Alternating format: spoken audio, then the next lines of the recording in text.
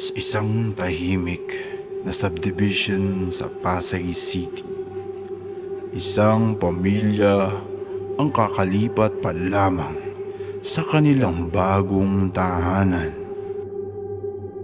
Siya nga pala si Carlo, isang mahusay na software engineer, kasama ang kanyang may bahay na si Mara at ang kaisa-isa nilang anak na si Sophie.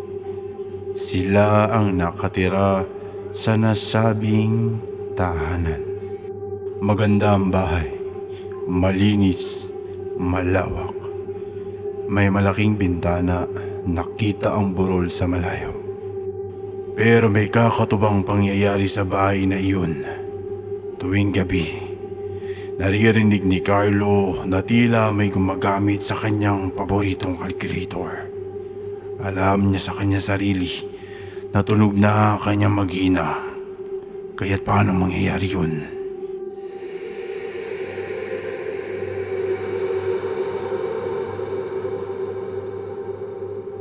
Kinabukasan, balak ni Carlo ang gugulin ng maghapon kasama ang kanyang mag-ina.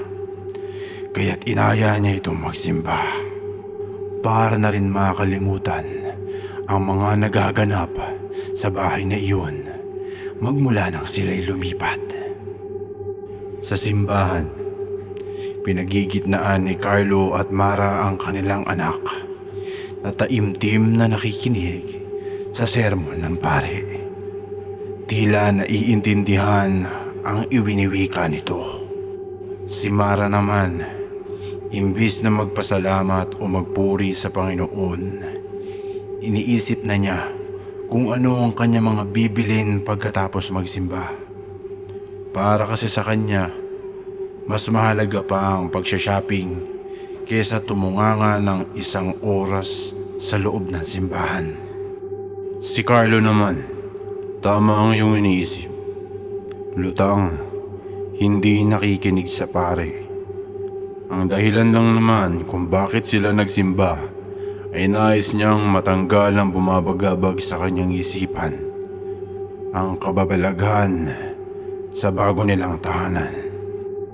Makalipas lamang ang ilang sandali, umalis na sila sa simbahan. Dumiretso sila sa isang kainan dahil gutom na ang kanilang anak. Nakinig nga kasi, diba? Habang kumakain, tinanong ni Mara si Carlo kung okay lang ba sa kanya ang bago nilang tahanan, kung nakakapagtrabaho ba ito na maayos o hindi siya komportable.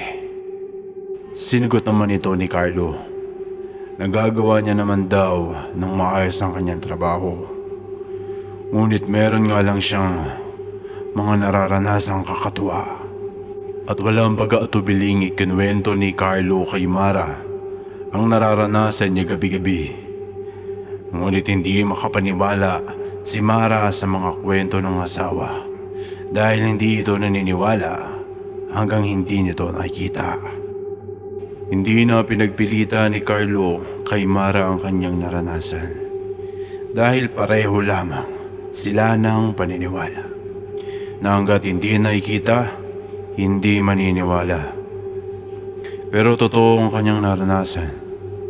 Ang pagkakaiba nga lang, hindi pa ito nararanasan ni Mara, pero siya, naranasan niya na ito lahat. Mabilis na lumipas ang mga sandali at natapos na ang kanilang plano sa maghapon. Mag-shopping, mamasyal, umikot sa kung saan hanggang mahilo. At dumating na ang kinatatakutan ni Carlo, ang gabi. Nagsimula na siyang magtrabaho sa kanyang laptop. Sige pindot, basa at pakikipag-usap sa kanilang boss. Ang dami nilang ginagawa. Ngunit meron siyang nahalata sa kanyang laptop. Nakita niyang 100% ang karga nito. Ngunit hindi naman ito nakasaksak. Kaya't paano mangyayari yun? At saka, mag-iisang oras niya na rin itong ginagamit. Napaisip siya habang nagtataka. Paanong nangyayari ito? Hindi siya nagpanik. Inisip niya na baka nagloloko lamang ito. Kaya nirestart niya ang laptop at nagbabaka sakaling may mali lamang.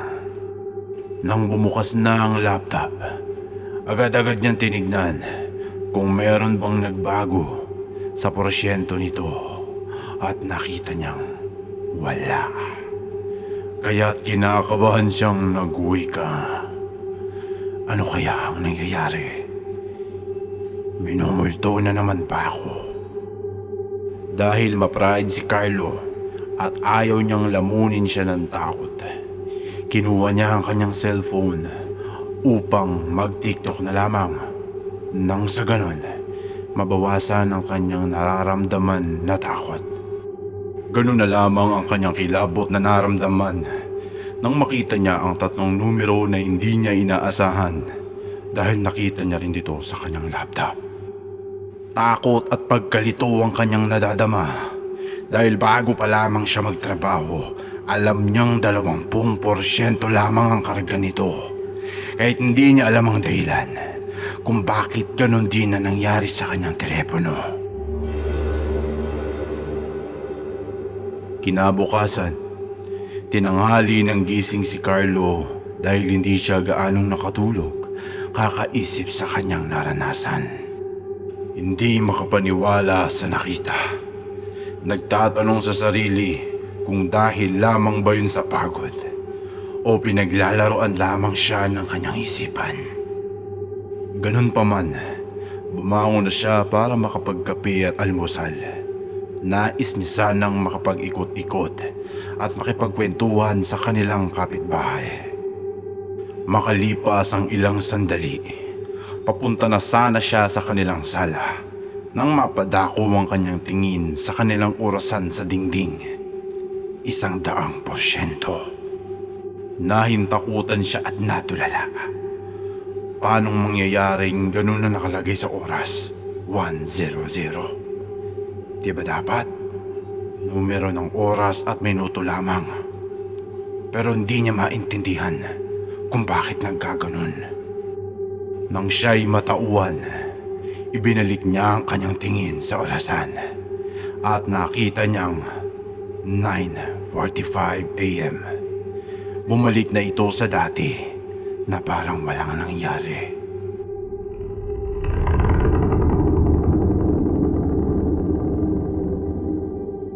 Nanginginig na nagpatuloy sa paglalakad si Carlo papuntang sala. Nang makarating siya roon, napagpasyahan niyang umupo muna saglit sa kanilang sofa na sana hindi niya nalang ginawa dahil napansin niyang nakabukas ang cellphone ng kanyang asawa.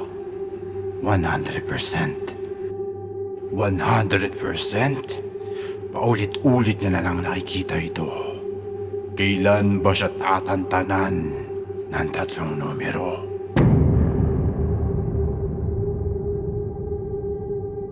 Dahil sa nakita, tarantas siyang nag-ikot sa kanilang bahay at nagbabaka sakaling hindi niya makita ang 3 numero sa iba nilang kagamitan. Ngunit nagkamali siya. Nakita niya ang kanilang remote na hindi gumagana dahil walang baterya. Umiilaw, indikasyon na puno at 100% ang karga. Walang tanong-tanong na lumabas siya ng bahay. Natatakot, nalilito at naguguluhan. Saktong paglabas niya ng bahay ay naabutan niya ang driver na si Mang Tino. Nakaupo sa kotse, tila nag-aantay sa kanyang amo. Binati ni Carlo ang matanda at ganun din ang ginawa nito. Dahil halata sa mukha ni Carlo ang takot, tinanong siya nito kung ano daw ba ang kanyang nakita, multo. Sinagot niya ang matanda at tinanong kung meron ba itong alam sa nakaraan ng bahay dahil may mga nangyayari nga sa kanya na hindi maganda. Napangiti ang matanda at nagtanong kung software engineer ba ang kanyang trabaho o may kinalaman sa teknolohiya o pag-iexperimento. Sumagot si Carlo ng may pagtataka. Siya daw ay isang software engineer at ano daw ba ang kinalaman ng kanyang trabaho sa nakaraan ng bahay. Nagsimulang magkwento ang matanda. Meron daw nakatira sa bahay. Software engineer din ang trabaho nito. Meron itong eksperimento. Gabi-gabing sinusubukan niyang maperpekto ang kanyang inimbento. Ngunit nauwi ito sa wala. Dagdag pa ng matanda. Gabi-gabi raw ay may naririnig na makinarya dyan sa bahay. Mga materyales na naglalaglagan. Nag-a-assemble ng kung anong bagay. At sabi pa noon, meron daw nangyaring maliit na pagsabog dyan sa bahay. At kinabukasan, natagpuan na lamang ang dating nakatira dyan na patay.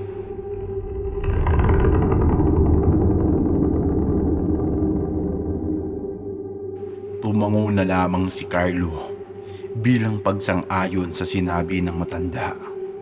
Hindi na niya tinanong kung may kinalaman nga ba ang kanyang mga nararanasan, lalo na ang 100. Pagkatapos magpaalaman ng dalawa, bumalik na si Carlo sa kanilang tahanan. Kinakabahan man, naglakas loob pa rin siyang tignan ang kanilang mga gadgets. Nagbabaka sakaling bumalik na ito sa normal. Laking pagpapasalamat niya, wala na ang 100 at bumalik na ito sa dati. Mabilis na lumipas ang maghapon na walang nangyayaring kababalaghan. Nagpaalam si Mara kay Carlo na bibisita lamang sa kanyang kaibigan at babalik ito bukas ng umaga. Iiwanan niya ang kanyang anak na si Sophie, kaya ipinili niya ito kay Carlo na alagaan ng maayos.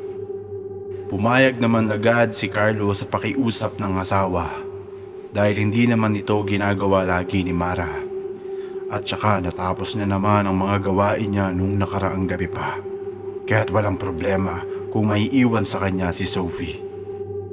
Pagkatapos maghapunan ng mag-ama, hinatid na ni Carlo si Sophie sa kanyang kwarto at nagbili na sumigaw lamang daw ang bata kung may kailangan.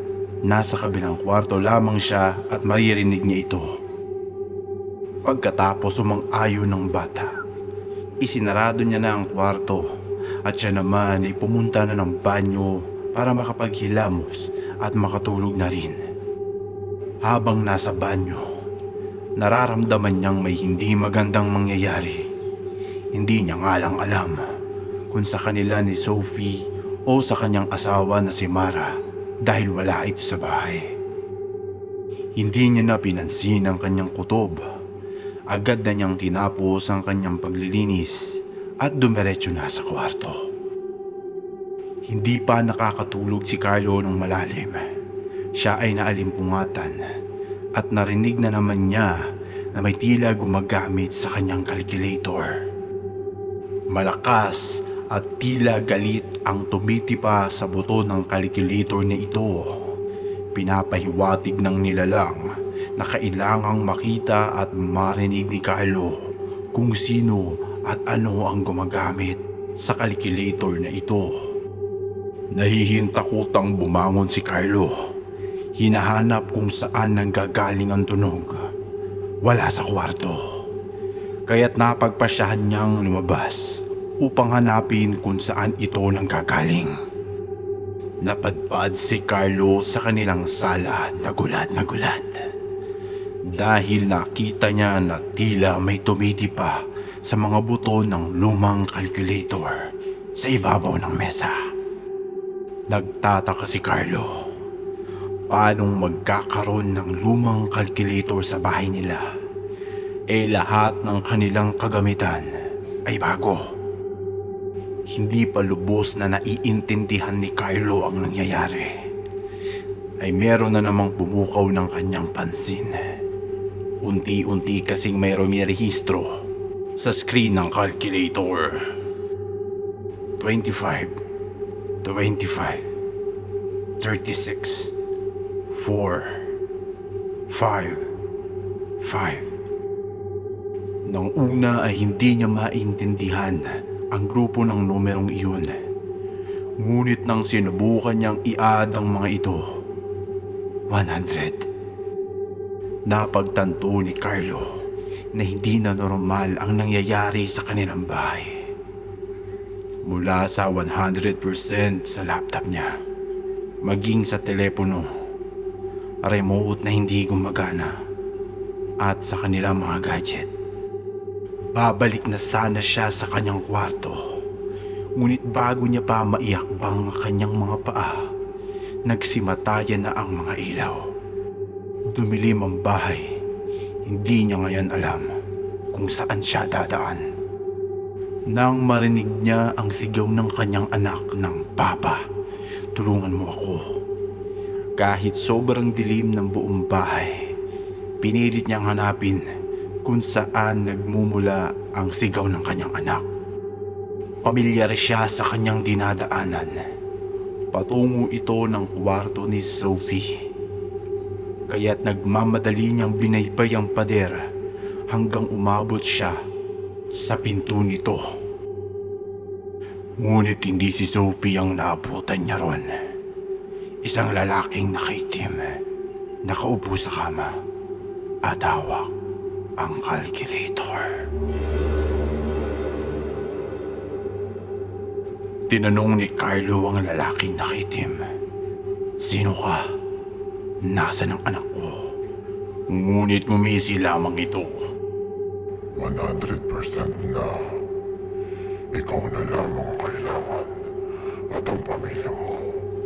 Kompleto na to.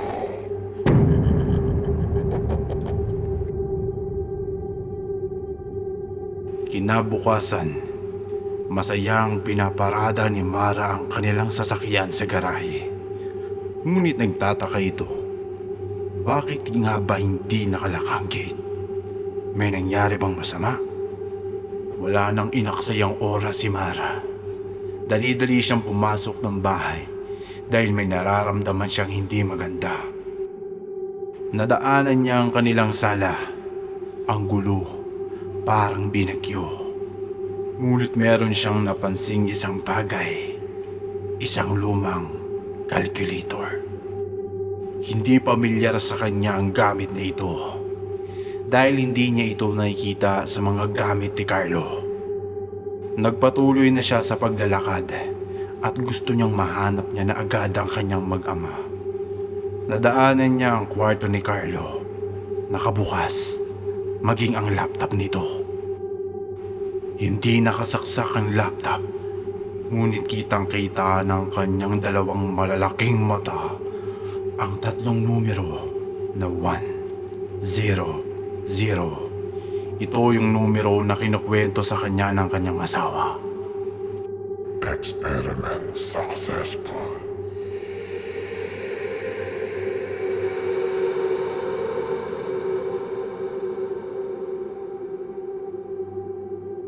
Makalipas ang ilang mga buwan, sinubukang humingi ng tulong ni Mara sa mga pulis. Ngunit walang nangyari. Hindi natagpuan ang kanyang mag-ama. Ngunit may sinabi ang mga pulis tungkol sa kaso nila Carlo. Dati daw sa kanilang bahay ay may nakatirang nagngangalang Engineer Ramon. Si Ramon daw ay merong malaking proyekto na hindi nagtagumpay kalaunan. Dahil na rin sa kakulangan ng budget at hindi pa advance ang teknolohiya noon. Dahil doon, siya ay namatay.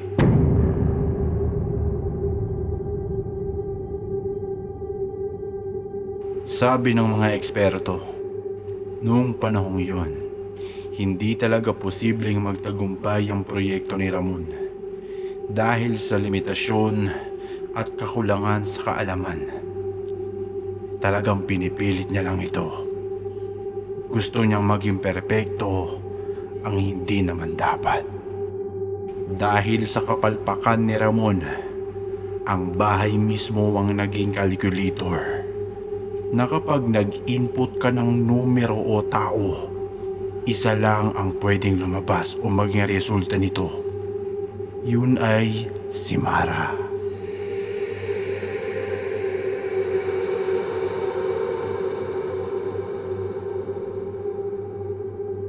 $25 plus 25 plus 36 plus 4 plus 5 plus 5 equals to 100%.